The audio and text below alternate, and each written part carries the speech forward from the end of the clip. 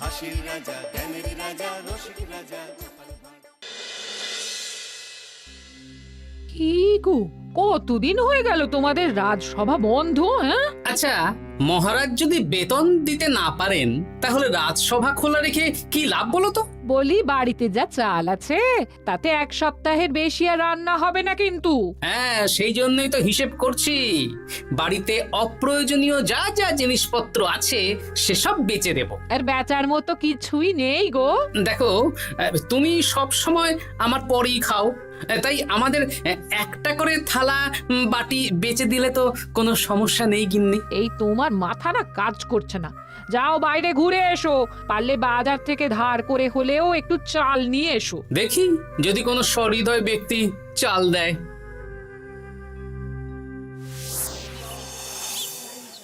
না গোপাল দাদা, বাজারের অবস্থা খুব খারাপ, আর আমি ধারে বিক্রি করছি না। আহা, আরে আমি কোনোদিন তোমার একানাও বাকি রেখেছি বলো? আমি বুঝতে পারছি গোপাল দাদা, কিন্তু আমিও নিরুপায়। গত মাসের বেতন এখনো পাইনি। মহারাজ অনির্দিষ্ট কালের জন্য রাজসভা বন্ধ রেখেছেন। বিশ্বাস করো, বিশ্বাস করো, বেতন পেলেই তোমার ধার আমি মিটিয়ে দেব। এই সপ্তাহ খানেক আগে একই কথা বলে সেনাপতি ধারে 25 কেজি চাল নিয়ে গেছেন। এখন ওনার কোনোই পাত্তা নেই। কি যে করি, কাছের বন্ধু বলতে বিজ্ঞানী আর সভাকবি। দেখি ওদের বাড়িতে একবার ঢু মেরে।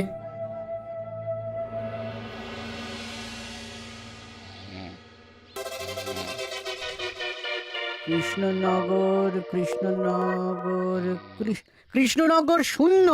হ্যাঁ, এবারে একটা মোহরও নেই।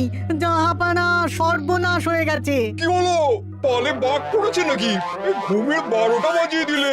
জাহাপানা, এবারে কৃষ্ণনগর থেকে একটা মোহরও খাজনা আসেনি। হ্যাঁ, বলো কি? 1 মাস আগে বাৎসরিক খাজনা দেওয়ার শেষ দিন ছিল, কিন্তু এখনো একটা মোহরও খাজনা আসেনি। না জাহাপানা। পড়েছে এই বেগমের জন্য হীরের হার, হীরের কানের দুল, হীরের নাকছাবি বানাতে দিয়েছি। উজির, যা হোক করে কৃষ্ণনগর থেকে আমার খাজনা চাই চাই। তাহলে তো কৃষ্ণচন্দ্রকেই তলব করতে হবে। যা করার করো। বাবা, এই সময় তোমার শখ হয়েছে ময়না পোষা? আরে না না, আমি পুষিনি। একটা পশ্চিমের গ্রামে কদিন আগে ঘুরতে গিয়েছিলাম। আচ্ছা, ওখান থেকে নিয়ে এসেছো? না, তাও আনিনি, ছোলা খেতে দিয়েছিলাম। দেখি তারপর আমার পিছনে পিছনে উড়ে উড়ে চলে এসেছে। বাহ বাহ বাহ, এ তো ভালো কথা। বিয়ে তো করলে না, তাও একটা সঙ্গী জুটেছে। এ যে সে পাখি নয় গোপাল, এ ময়না কথা বলে, দেখবে। এই ময়না, বলো তো গোপাল এসেছে। আরে বাস, বলো তো গোপালের ভুঁড়ি আছে আমার নেই। বেশ বেশ বেশ। এ ভোরবেলা আমার কাছে আসে, সারাদিন আমার কাছে থাকে, আবার সন্ধে হলেই নিজের বাসায় নিজে নিজেই ফিরে যায়। বুদ্ধিমান পাখি। ওই গ্রামে শাখে শাখে ঝাঁকে ঝাঁকে ময়না। বেশ, বুঝলাম। তা বিজ্ঞানী, তোমার কাছে আমি আসলে একটা দরকারে এসেছি। বলো কি দরকার? আসলে ওই টানাটানির সংসার চলছে, বুঝলে। বাড়িতে চাল বাড়ন্ত, কদিন পরে হাঁড়ি চড়বে না। তুমি কিছু পয়সা ধার দিতে পারবে? আরে এমন করে বলছো কেন? আমার তো সংসার নেই, এত খরচও নেই। তুমি বাড়ি যাও, আমি 2 বস্তা চাল পাঠিয়ে দেব। ধন্যবাদ বিজ্ঞানী, তোমার মতো বন্ধু পাওয়া মুশকিল। বন্ধুত্বে এইসব ধন্যবাদ দেওয়ার দরকার নেই, একে অপরের পাশে থাকলেই হলো।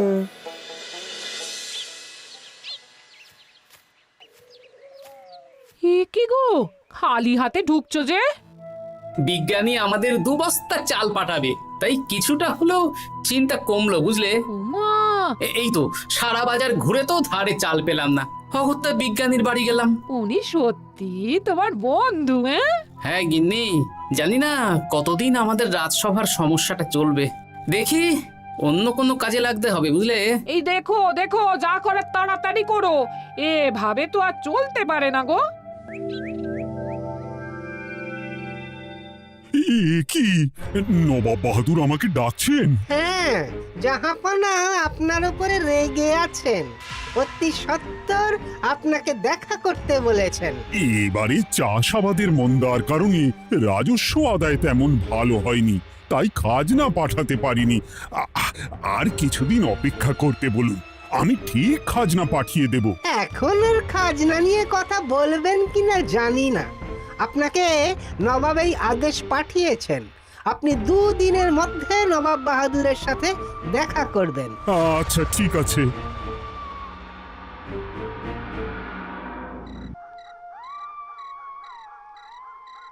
মহারাজ, এই বিপদের সময়ে আপনাকে একমাত্র একজনই সাহায্য করতে পারে, আর সে হলো গোপাল। আমি কোন মুখে গোপালকে ডাকবো বলো তো রানী? দীর্ঘদিন ওদের বেতন দিতে পারছি না। গোপাল এরকম স্বার্থপর মানুষই নয় যে নিজের কাজের সময় কাজী আর কাজ ফুরলে বাজি হয়ে যাবে। আপনি একবার বলেই দেখুন না। বেশ, তাহলে আগামীকাল সকালেই গোপালকে ডেকে পাঠাচ্ছি।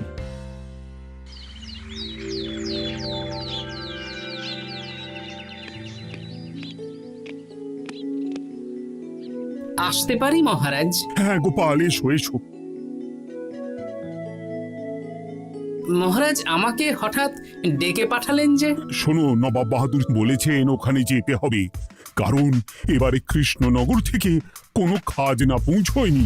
মহারাজ, আপনি গেলেও বিপদ, না গেলেও বিপদ। হ্যাঁ, সেটাই তো আমাকে সবচেয়ে বেশি ভাবাচ্ছে, কিন্তু না গেলেই যে নয়। তাহলে এক কাজ করি মহারাজ, আমিও বরং আপনার সাথে যাই। যা বিপদ আসবে একসাথে লড়বো। ও গোপাল, তুমি যেন আমার বুক থেকে পাথর নামিয়ে দিলে। তোমাকে যে কি বলে ধন্যবাদ জানাবো। তাহলে কখন বেরোবেন বলুন? আজকে সন্ধ্যের দিকে বেরিয়ে পড়বো, তাহলে কাল সকাল সকাল মুর্শিদাবাদ পৌঁছে যাব। কতদিন থাকতে হবে তো কিছুই জানি না, তাহলে ওই 3-4টে জামা কাপড় ধুতি নিয়ে নেব, কি বলেন? হ্যাঁ হ্যাঁ, তাই নিও। তাহলে সন্ধ্যাবেলা রাজবাড়িতে এসো, একসাথেই বেরিয়ে পড়বো। আচ্ছা মহারাজ। বলি, তোমার কি মুর্শিদাবাদে না গেলেই নয় গো? আমাকে তো যেতেই হবে গিন্নি। জানি নবাব বাহাদুর কিভাবে ছক করে কল করে, তুমি সাবধানে থেকো গো। দেখো, আমি যখন যাচ্ছি তখন নবাব বাহাদুরকে এবার সাবধানে থাকতে হবে। হ্যাঁ, ঠিক আছে, মাথা ঠান্ডা রাখবে, বেশি ওস্তাদি করতে যাবে না। এমনিতেই আমাদের অবস্থা এখন ভালো নয়। আরে তুমি অতিরিক্ত চিন্তা করো না তো গিন্নি। জাহাপনা, কন্যাগুলো কবে আসবে? এখনো 2-3 দিন সময় লাগবে বেগম। এত সময় লাগছে কেন জাহাপনা? দেশের কোণে কোণে খুঁজে সেরা সেরা হিরে দিয়ে বানানো হচ্ছে যে, সময় তো লাগবেই বেগম। তাহলে তো অনেক খরচ হচ্ছে। তাও হচ্ছে বটে, কিন্তু তোমার জন্য আমি সব করতে পারি। আমাদের মুর্শিদাবাদের হীরালালের হাতের কাজ দেশের সেরা। আপনি সত্যি আমাকে ভালোবাসেন, আমার জন্য এত খরচ করে গয়না বানিয়ে দিচ্ছেন।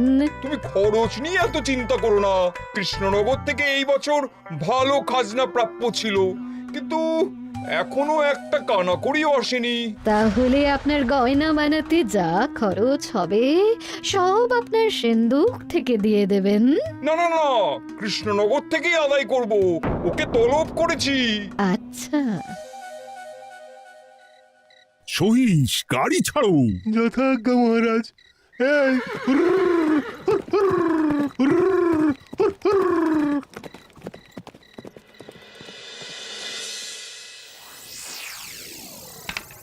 এত রাতে আবার কে এলো রে বাবা? খুলছি।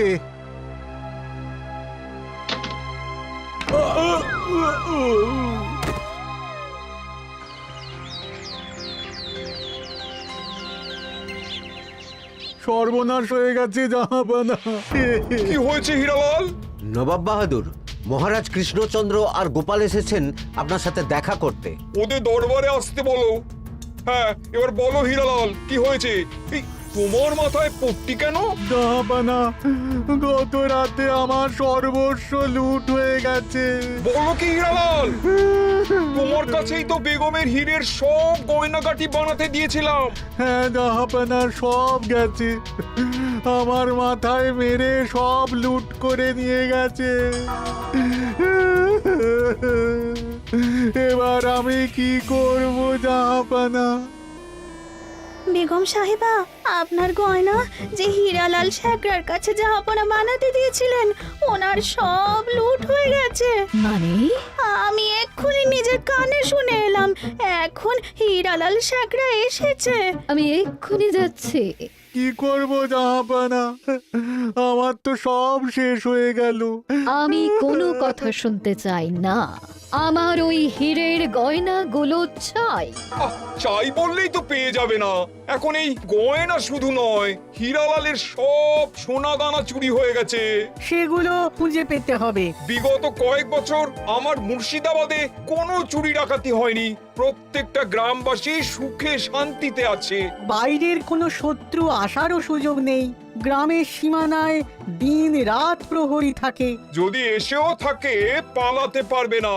এবারে তাহলে চোরটা কে বুঝবো কি করে? এসব সামান্য চোর ধরার কাজ আমার কাছে নস্যি। জাহাপনা, আপনি যদি কৃষ্ণনগরের এবছরের খাজনা মকুব করে দেন, তাহলে আমি চোর ধরার ক্ষেত্রে সাহায্য করতে পারি।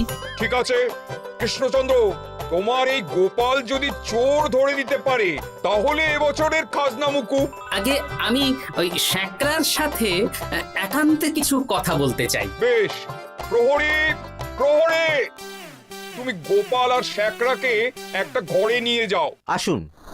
এবার আপনি চুরির ঘটনাটা বলুন। চুরি না, ডাকাতি। সে যাই হোক, বলুন বলুন। গতকাল রাতে, তারপর সকালে জ্ঞান ফিরে ঘরে গিয়ে দেখি সব ফাঁকা।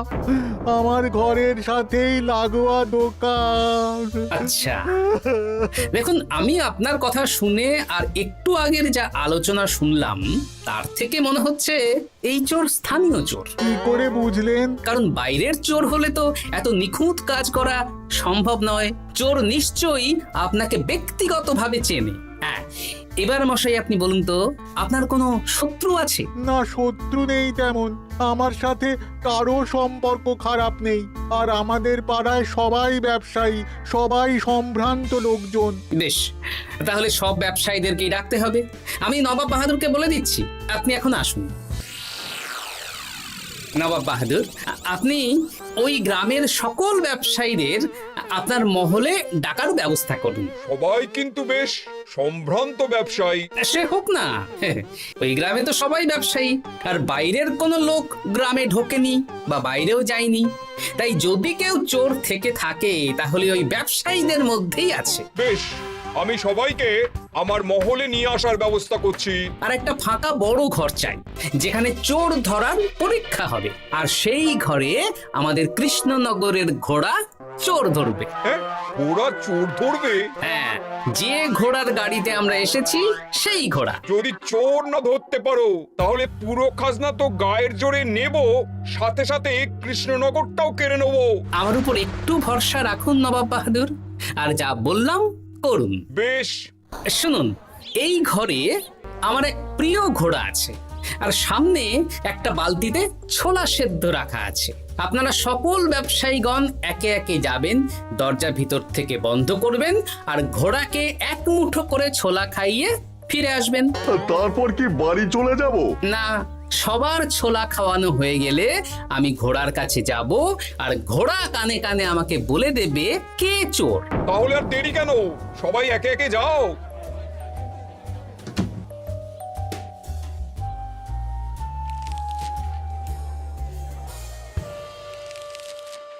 কি করি যদি ঘোড়া সত্যি সত্যি বুঝে যায়?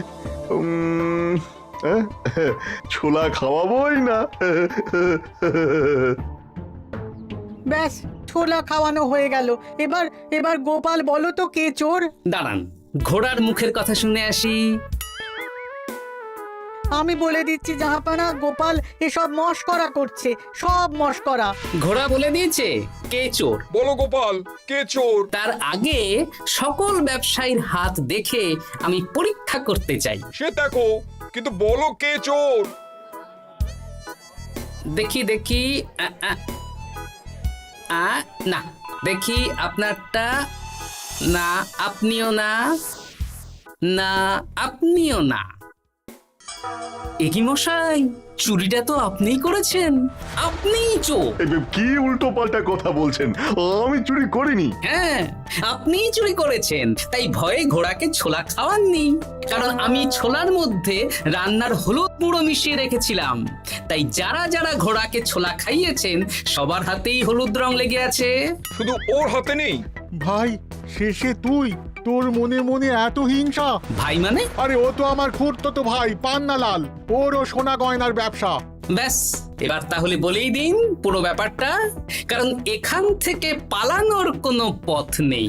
ভুল হয়ে গেছে জাহাপনা, আমার দাদা আমার থেকে অনেক বেশি রোজগার করত, তাই আমার মনে মনে হিংসে ছিল। তারপর বেগম সাহেব আর হীরের গয়না বানানোর এত বড় বায়না পেল, তাই হিংসা আরো বেড়ে গেল। আর তুই চুরি করলি? চুরির সব জিনিস কোথায় আছে? আমার বাড়িতেই আছে জাহাপনা।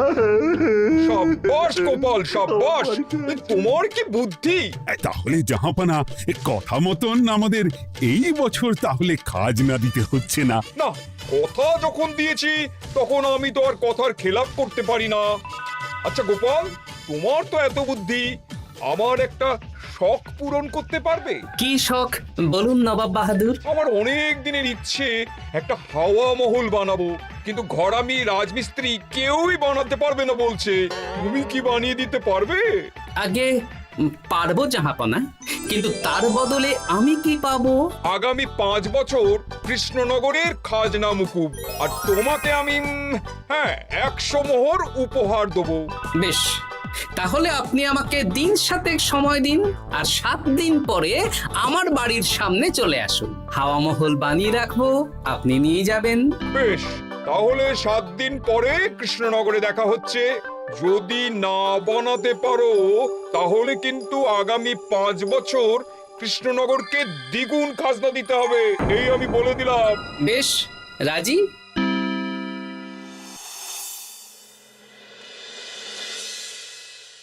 বেশ তো বড় মুখ করে বলে দিলে হাওয়া মহল বানাবে। রাজি রাজি। এবার যদি না বানাতে পারো, সব তো উল্টে যাবে। আপনি চিন্তা করবেন না মহারাজ, নবাব বাহাদুর আমাকে প্যাঁচে ফেলতে চেয়েছেন, তাই আমিও ওনাকে ঘোর প্যাঁচ দেব।